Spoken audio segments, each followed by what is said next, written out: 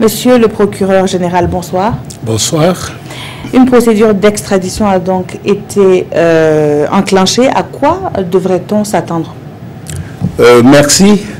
Vous me donnez l'occasion de donner l'information au peuple du Burkina que après la reprise donc du dossier Norbert Zongo, le juge d'instruction était sur le chantier et comme vous l'avez dit tout à l'heure, courant mai 2017, un mandat d'arrêt a été émis et nous venons tous d'apprendre qu'il a été interpellé donc en France et précisément à Paris.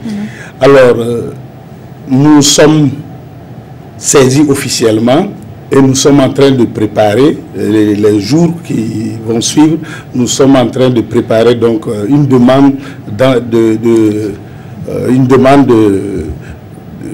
d'extradition. Oui.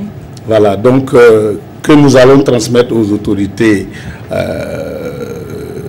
du Burkina qui, par la voie diplomatique, vont acheminer ça au niveau de la France et nous osons espérer que les autorités françaises vont donc accéder donc favorablement à cette requête. Et au-delà de cet espoir, est-ce que vous avez des assurances quant justement à l'aboutissement de cette extradition?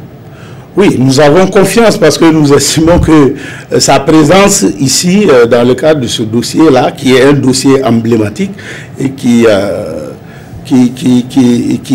mérite qu'il puisse être là pour la manifestation de la vérité dans le cadre de cette procédure. Nous pensons qu'il faut qu'il soit là et nous osons espérer que les autorités françaises vont mesurer donc la portée de cette affaire et bien vouloir procéder à son extradition.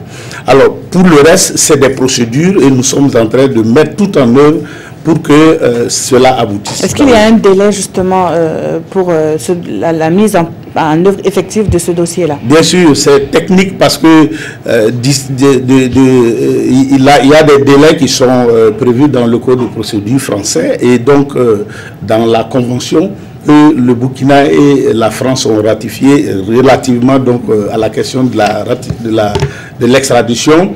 Je pense que nous avons un délai au total de 20 jours, mais d'ici là, M. François va être certainement présenté aux autorités françaises et le Burkina se prépare, je pense, à envoyer une représentation là-bas pour appuyer la requête. Et on parle d'une interpellation. Est-ce qu'il est en détention actuellement?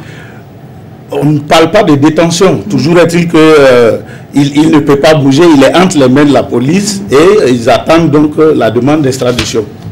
Merci beaucoup, monsieur le procureur général, d'avoir été sur ce plateau.